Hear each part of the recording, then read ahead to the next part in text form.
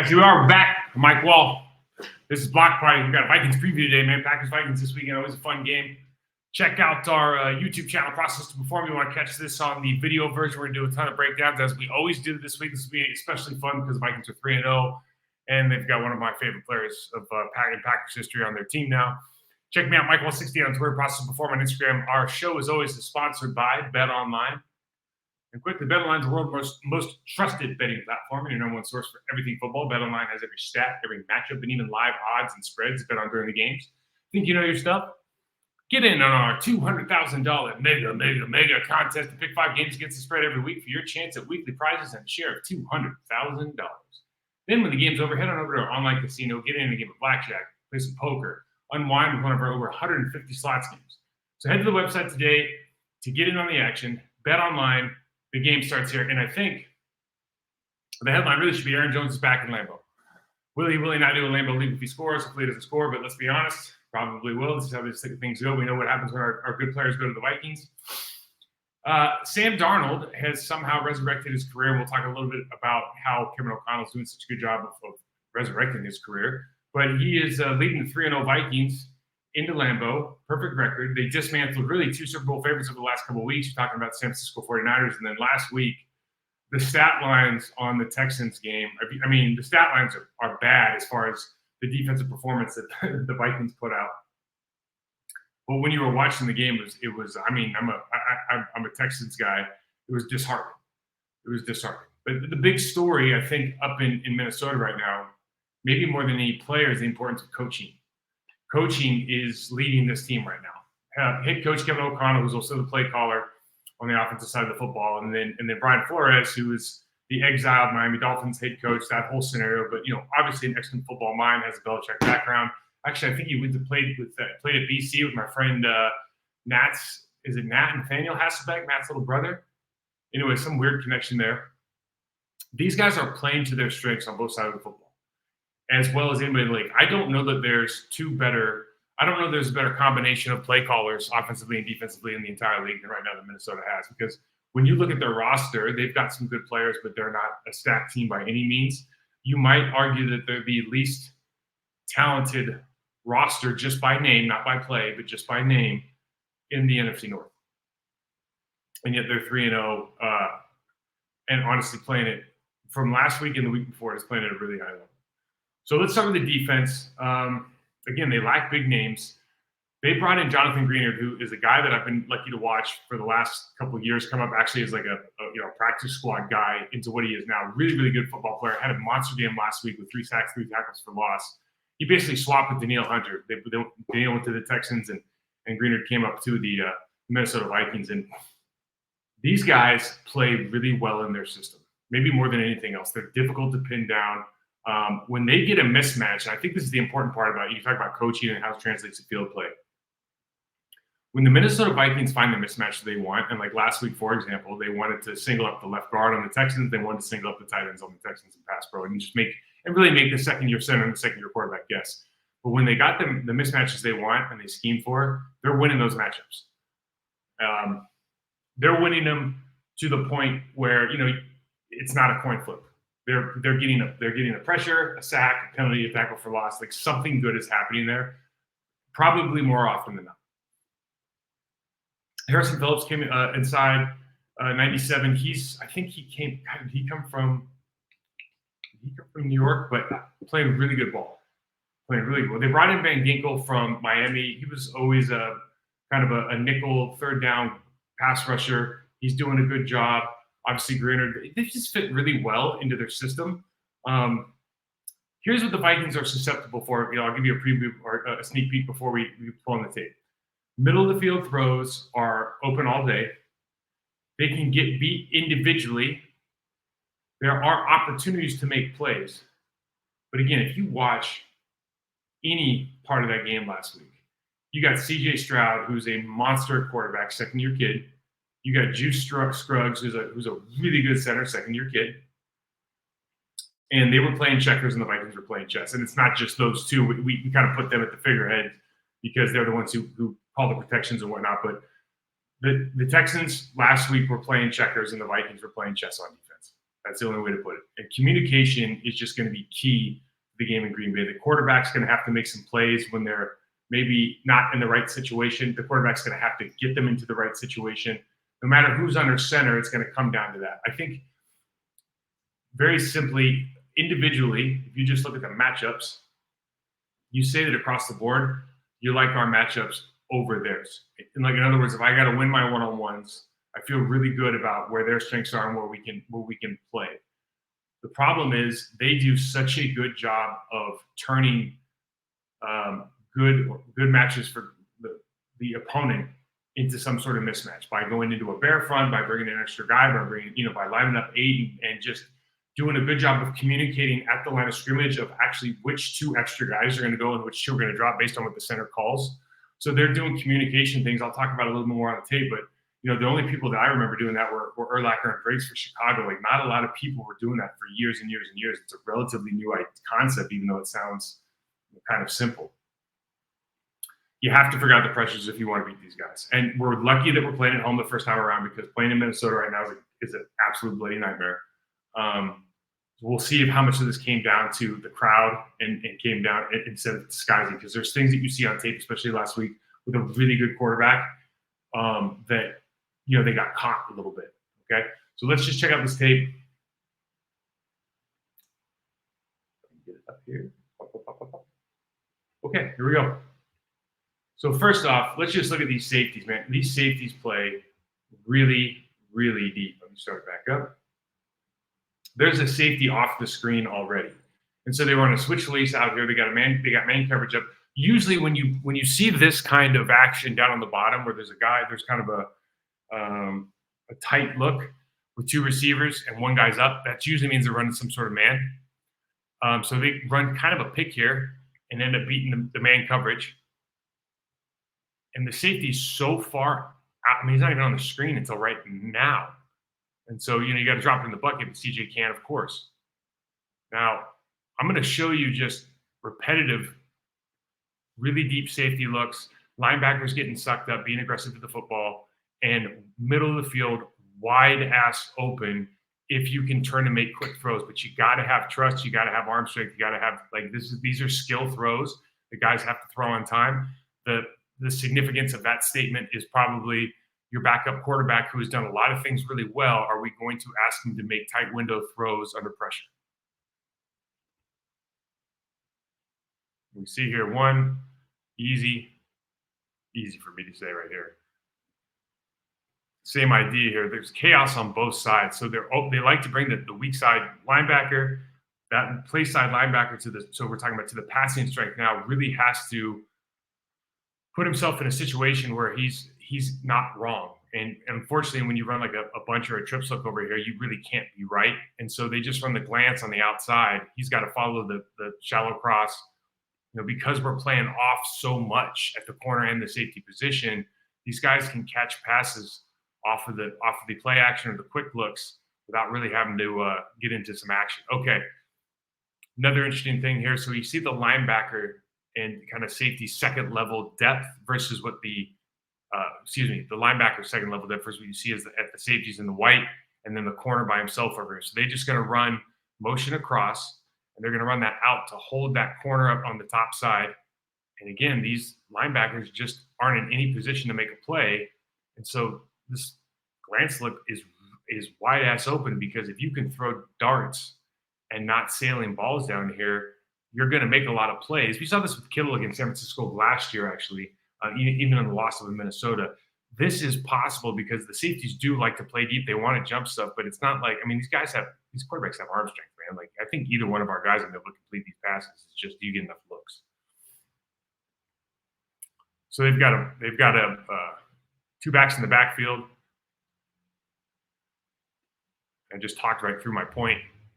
So again, there's so much space in the Minnesota secondary because they play so deep. So the distance right here, they're showing like a lurker or a robber look. I can't see the passing strength with the safety in the middle, but he's going to back away. They're going to go to it too high. And again, the middle of the field is just wide ass open. If you sit down in the zone, you see this all day from these guys. The problem is with pressure with different, with the issues that, Texans in particular at Minnesota had. Let's see, they had 17 negative yardage plays. I think they had 9 penalties. I mean, it was just, it was a horror show. So, part of that I think is just where they're playing. And part of that is that this is a very good defensive team. Now, here's where I think kind of the trouble comes in. You start here, and this just looks like a 4-man front, but they're going to bring somebody off the left edge. It's Harrison Smith. I think you can see him. You see the squared up stance by the nose tackle in the A gap between the left guard and the center. Now that stance tells you that he's playing off. Now the left guard didn't take a good first step. They're reading this. He adjusts his stance, and he does this a lot during the game based on the call that he hears. Veteran player, listen, starts with an R going to the right, starts with an L going to the left. Not rocket science. I'm not very smart. So they're making a lot of plays. They're winning kind of their one-on-ones on the upside of the field. And if you do this, I'll just tell you right now, against Van Ginkel or any of these guys, if you play a defensive end against a stand-up or hipped-off tight end, you are going to lose that matchup. They're going to get penetration. I think we'll see it here on the next play. Same situation. Like, you have to be able to read this. You have to be able to read the stance here. If you're the center, knowing that you're trying to reach and he's put himself in a position where he can leap outside, or if you're trying to down block as the right guard, you have to see the stance. He's square now. You can't just go in there whole hog. You got to step at the neck, get your second step upfield. Watch that, and then I'll rewind it. We can watch the tight end. Okay, so you see that the right guard's going to beat. Now, the tight end's already in a disadvantaged position because he's hipped off, so he's not going to be able to attack. So we're playing on their side of the line of scrimmage, us being now the Minnesota Vikings. They're playing on their side of the line of scrimmage right now, so you're going to have to force the cut in the backfield. 9 nights. I mean, they had, think about that, 17 negative yardage plays, guys, and that's including penalties. But Jesus H. Okay, so at least there's no crowd noise, and I put this in because Greenard had 3 sacks, and really all 3 of them, nothing's a gimme in this league. You still got to win, but he's getting the matchups he wants, and in a situation like this, like, I don't think our right guard's going to be laid off the ball at Lambeau. You see how that's Shaq Mason. He's a really good player, but laid off the ball. I think this was late in the game. Just, it was just one of those days for the Texans. Greenard showed up and beat his home team really bad. You got to know now, okay, what am I talking about, guys? So there's 3 across to match up with the 3 wide receivers on the top. You see that they go motion across, and the 4th defensive back starts moving over, then yells something to the defensive back on the bottom of the screen and comes back to the line of scrimmage. Now, I would have said 20 times out of 20, CJ Stroud would know that guy's coming. He has pressure, and he would look up at the top because they're going to run a quick slant off of the farthest receiver on the top of the screen, and he has plenty of room. The safety's going to try to cut him. He doesn't look that way immediately. Like, he's got this play right now, and he doesn't throw it. And they end up picking up the wrong guys. He thinks he probably has more time. If you look at this from the end zone copy, basically slid out to the guy they should be sliding out to, but there was one more than they could manage. Tough sledding. So what they did is they went to the bear look a lot, and the bear is creating a lot of problems because they give a 5-down look, and they'll also bring a linebacker. And all they're trying to do, and I think this is what Flores does better than other guys, at least his defense. They make bad bear decisions right here. What do I mean by that? Well, very simply, if you've got only a tight end or 2 tight ends to one side or 1 tight end to a side, whoever you think is the designated guy who's going to be in the pass row, they want to attack that guy. Like, in other words, they want to go away from the slide. And they're guessing probably, but I think they're doing a lot of this at the line of scrimmage and making decisions based on calls, because you see linebackers and safeties switch responsibilities here. And that is making it very difficult because these tight, like Jonathan Greenard's a good player in this league, man. Like, he just got paid for a reason. And this dude, there's no way this tight end's blocking him. So he gets a holding call right here. So another negative play, even though it's a great, that looked like it was going to be a good play for the Houston Texans. Now we look over on the other side. We've got 2 tight ends over there. So if you have 2 tight ends traditionally, what do? You slide away from the 2 tight ends, right? You send to the back of that side, and you essentially send your tight ends and your back out. It's like we used to call it K4, K5 protection. So you slide this full 5-man slide, and then you keep the back and the tight end on the same side. They gotta cut. One cuts, one butts up, or one butts up, one cuts, whatever it is, right? Look what happens to the tight end. Greener just runs right over. You got to communicate this early because I think, excuse what I meant to say, but I think they're communicating this on the field. They see that two tight end look and they're going, all right, they're probably going K4 here. We want to bring the defensive end or the outside rush to the tight end side. He just gets completely run over, sack, out of field goal range, problems. Now we go 3 to the side. I said, sometimes you're trying to isolate somebody in the crowd. And, not to pick on the left guard here, but he has a flat set, and you have a flat set and they're running a bunch of games and everybody else is kind of set normal on the line. You put yourself on a different level as everybody else. You can't pass anything off. And especially if you're playing that guard, the most important thing you can be here is the guy who can switch off this game, because you got to punch off your guy, punch here, not turn, and now you got to be accepting that defensive tackle from the center so the center can gut off. He doesn't do it. Sack. Okay, so they're going to be looking at this. It's been effective. If they see that we short set, or we see that we're on different levels of 3-man games, any of that stuff, I'm thinking maybe on our right side, maybe on our left. I think Jenkins knows more than well to do this. Then they're going to try to take advantage. Now, this is another thing.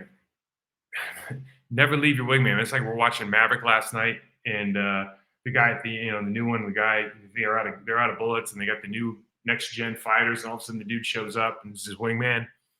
Never leave your wingman. So the center over slides away from Harrison Phillips, who's their best interior pass rusher, and leaves this open. And the left guard is not having the best game of his life anyways. Look how far over Scruggs is. Now, we just can't afford to do things like this, because now you get yourself in a situation, the quarterback's running this for his life. He's going to get hurt. He's too valuable a player. Great job. And you just never know with some of this stuff. Is it like, are they identifying that that's a tendency? Did they plan to do that? Did they know they want – obviously they know they want to rush that guy a little bit wider. So interesting stuff. They go back to the bear. Oh, God. I'm not even going to get into this yet. My feelings will be hurt. Okay, so offensively, let's just get this out of the way, man. Aaron Jones is playing really well, as you kind of expected to. He's healthy. He's on a 3-0 football team. It's always it's not therapy. Maybe is it therapy that we're going through when your favorite player moves to the Vikings? Last week he had over 100 yards on the ground. He had 46 more. I'm basically on screen games. Had a tutty. Look, Sam Darnold's on ESPN magazine's front cover and stuff right now, bad quarterbacks leading good teams, and he's playing well. But O'Connell's just running this damn masterclass on how to protect, how to simplify systems for a quarterback who has really been on some really bad teams and not been developed by their coaching staffs. I mean, honestly, this is what sometimes when I talk about it, I would feel like I'm being negative about coaching staffs in the National Football League. Kevin O'Connell's a really goddamn good coach. Flores is a really good coach. So you can now. I hope if some of you are this kid's negative on. Not kid. This guy's negative on some staffs. It's yeah, because they're not good. This staff is. You see what he's doing with Sam Darnold? Okay, what am I talking about? Obviously, it helps having Justin Jefferson. He looks every part of the top receiver still. Addison didn't. Addison's gonna continue to be a guy. They're not tossing the ball around the yard 40 times. And if you watch the tape, there's some soft spots on the offensive line. There's we're gonna have a find the fish moment again. Okay, but what they do is they grab yards in chunks, and they're very efficient. And they use play action pass, 2 tight end looks to protect Darnold and make him look better than he is. And it's for the same reasons that we've talked about for the last 3 years on this show. And I said it last year, and it didn't happen, but damn it all to hell if we can't attack the right side of their offensive line. I mean, it jumps off the tape. Please don't – here. Let's just have we're going to do a quick Packers prayer for the guys that are playing on the left side of the defensive line. Please don't run over the top of Sam Darnold, but you can run right through O'Neal. Please don't mess around with Ingram at the line of scrimmage. Just take an angle and beat him on the counter or beat him right off the snap. Please, please, please. Because you can beat these guys. These guys are very beatable. Pick up a tip tails and tendencies. They're always in 2 tight end looks, so they make all their money off 2 tight ends. Let's just show it on tape. I mean, this is Oy. All right, first of all, damn it all to hell that this guy's. What am I doing? You think I'm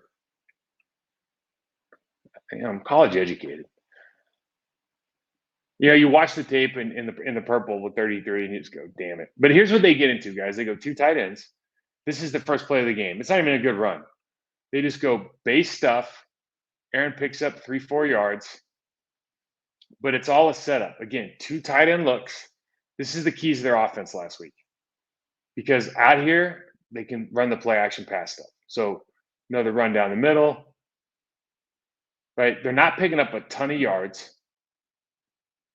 They have Darrisaw's a good player. They got a good, not great offensive line. Here's the deal: the key to the Packers, they did such a good job last week, disrupting at the line of scrimmage, making him jump cut in the backfield. And in this game, they're trying to pick up those two double teams in the run game on the inside. So you're trying to get a double left guard in the center and the right guard and the right tackle here. Darrisaw's a good player. You're going to leave him on his own. Linebackers got to fire. This is the game where linebackers, like McDuffie's been doing it. Quaid did it better last week.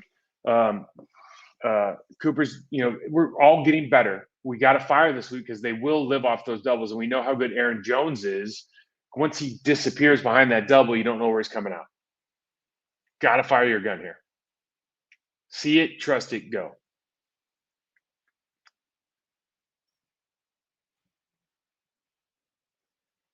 You see the Texans linebacker heads the wrong way, got a problem. Okay. This is why they're doing everything. This is why they're running play action pass. Number one, it helps advance. When I say advance speed, what am I talking about? It helps Justin Jefferson get up to speed. It gives him time to run a deep crosser. Okay, number one. When the quarterback turns his back, number two, right? He doesn't have to read the defense anymore. He's looking for specific people. Like, in other words, when you go play action pass, you turn back to the defense, your reads become simplified. It doesn't matter if it's 7, 5, 2, 4, 1, 3, Robert, Lurk. You look at your spots and you make a decision. The reads become easier. And then the third is like this team is not great at pass protection one-on-one. When you go two tight ends or you go tight end attached under center and you go play action pass, we've talked about it for years on this show. It makes the game easier for the people up front. And listen, there's no apologizing for it. If I was them, I would run it every play. If I was like, when we ran it all the time. It makes our lives easier, right? You sit and drop. Actually, having to drop back and shotgun is hard. This is much, much easier. So you're just taking advantage of this deep safety. I mean, Jefferson is so wide open. He's the best player on the field, and he's open by what? Getting trailed by 7 yards. Safety's 12 yards away from him. It's like, what are we doing?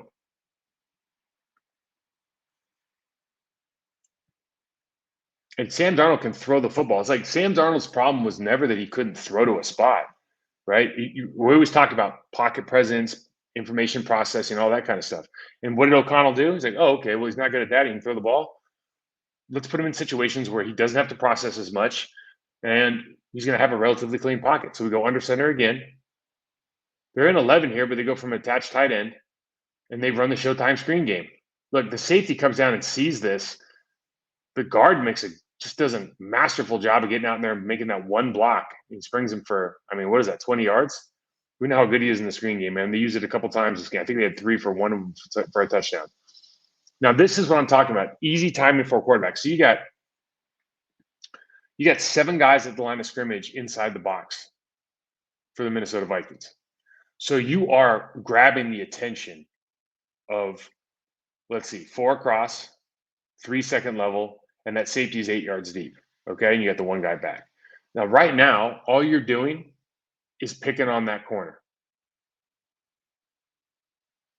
And that corner's playing outside leverage because he's trying to funnel into the safety. They bring a second one out. That safety has to back up because they run the go. Corner's playing off because he's outside leverage. The linebackers are nowhere to be found because they got so many people in the box. Another easy middle field throw. Now, here's where it gets interesting, right? They go motion to trips. Now he's in gun. What are the problems with gun with Sam Darnold or any quarterback? Read complexity changes. Timing changes. Footwork timing changes. And now your offensive line has to have true pass pro. Like this situation, this was a pass protection moment, and we'll see a handful of these right now where they get to Darnold. And it's not that, in this case, especially, like, this is nobody's fault. I think the tight end runs into the tackle. But this is the kind of stuff, he's not getting the ball out of his hands. Maybe he sees the rush. This is not his strong suit.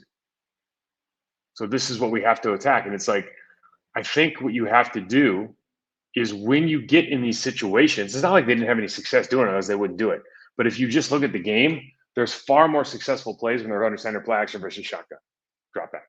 Okay, so when they're in this, we have to know, we have to have a pass rush plan.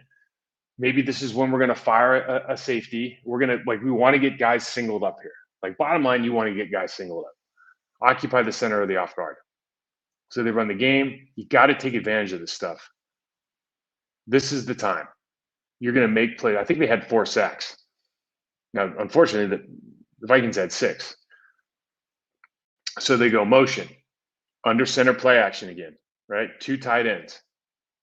So they're just running a twins look out here off the motion, and they're going to run a go, and then they're going to run the 15-yard out, and everyone's worried about the go.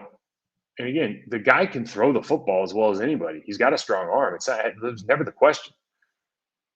But you get back in gun, and all of a sudden it's playing find the fish again. Find the fish. Somebody asked me where find the fish was. You know what it is? It's a poker term.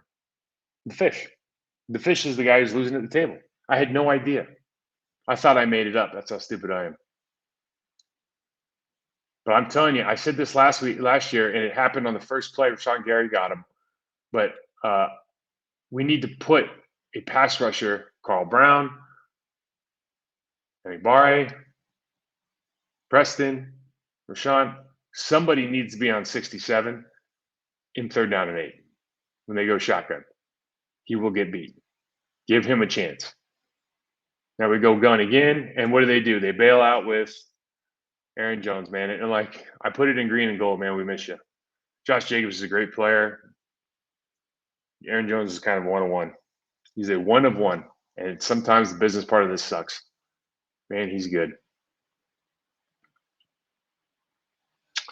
I love this one here, just kind of an interesting play. So they go motion to trip, shotgun, empty, which I thought was probably a good move for them.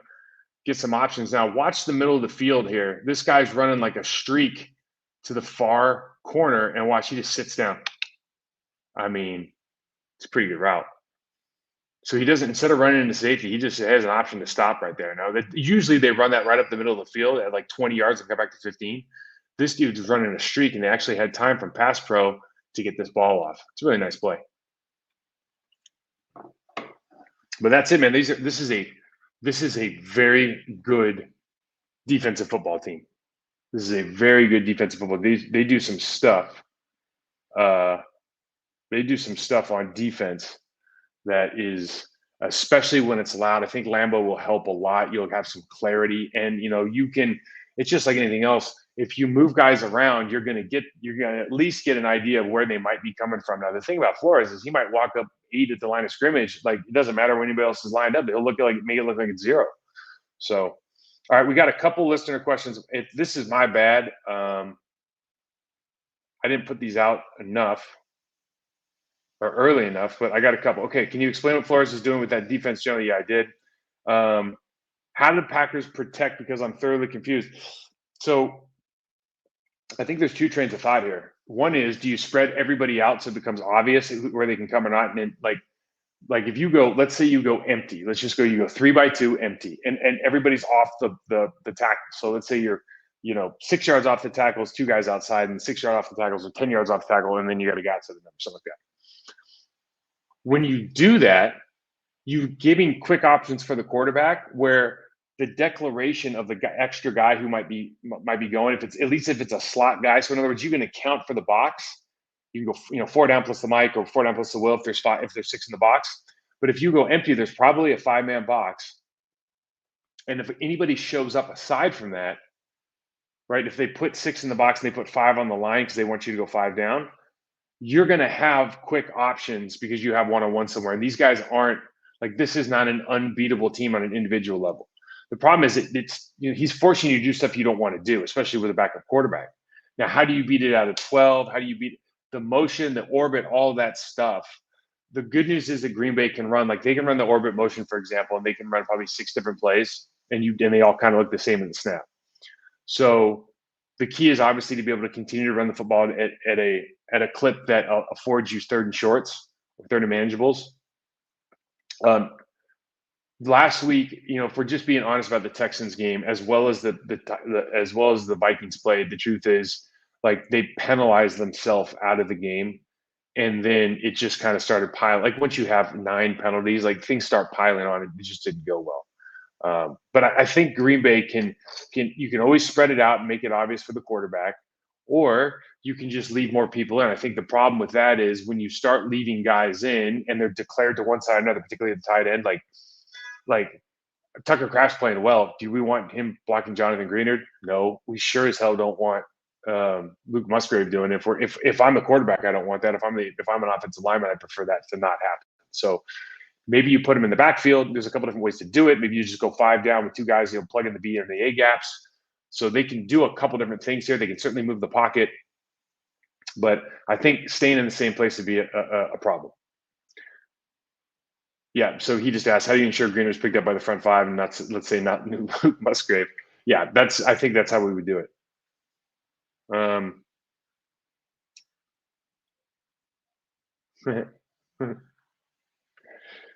Yeah, so I got a disagreement on contract year. I was a subtle joke I've had in the Andy Herman show. Listen, guys, this is going to be an interesting game. I think both teams are playing really well. I wonder let me see what the spread is. Does ESPN have the spread?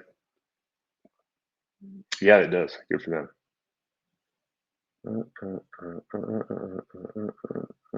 Green Bay by 2.5 at home. Not bad. Did not see that coming. Keys to victory, quickly. I think there are plays to be made in the secondary. Let's talk about our offense versus their defense.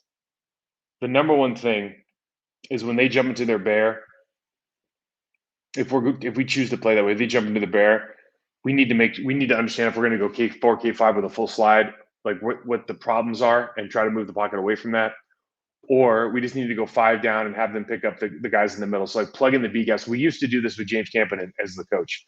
You used to actually sit like the back or the tight end in like the B gap, like right off the line of scrimmage. And they would do that so they could, like, if the guy got beat or if he bumped off games, you did it against a good player, you did it off games or teams that run like a lot of TTEs or something like that. So I think there's a couple different ways to do that. But there are plays to be made against this team. There are matchups that you like across the board, I think, at the receiver position. And quite frankly, I think if you run more gap stuff and less zone stuff, you're going to have a lot more success because we remember now we can run gap to the tight end, we can run gap to the hip off tight end on the backside. We can have counters and stuff where we're leading to the open end. So there's a lot of ways we can run that. We're much better as a team anyway. So I think we can see success there. I love the way Josh Jacobs run that. But you got to be able to establish the run game. Certainly, we didn't do a great job of that traditionally last week. But you have 73 yards from Willis. You got 50 more yards from Jalen Reed on some of the different stuff, and all of a sudden it looks pretty good. But I think minimizing the mistakes at the line of scrimmage and communication are the keys there. And let's just be really candid about what the Green Bay Packers need to continue to do on defense. Create turnovers, number one, and like Aaron Jones. This feels like a day where Aaron Jones could have, this feels like a day where Aaron Jones could have a big day because he's Aaron Jones, and it would be the perfect story if he came home and have a big day, at least in the Aaron Jones family. And we have to, I think, prevent that from happening. If we do that and put the shoulders, put the burden of winning the game on the shoulders of Sam Darnold, the under center, 2 tight end, 12 personnel or 11 personnel stuff only works for so long if you have to be in the game. So it's like if the game starts out like it did last week and everything kind of looks good for Green Bay, they put him in that shotgun. He's got to start dealing. Like, you feel a lot better about your chances. Okay. So, anyways, I'm Mike Wahle. Thanks for watching, guys. I hope you enjoy. This is a fun team to watch. It's a fun team to watch. Find me at Michael Stay on Twitter. Check out our Process Perform channel on YouTube. Like, subscribe, rate, review. Thanks to Bet Online as always for their sponsorship, and Talk to you next week.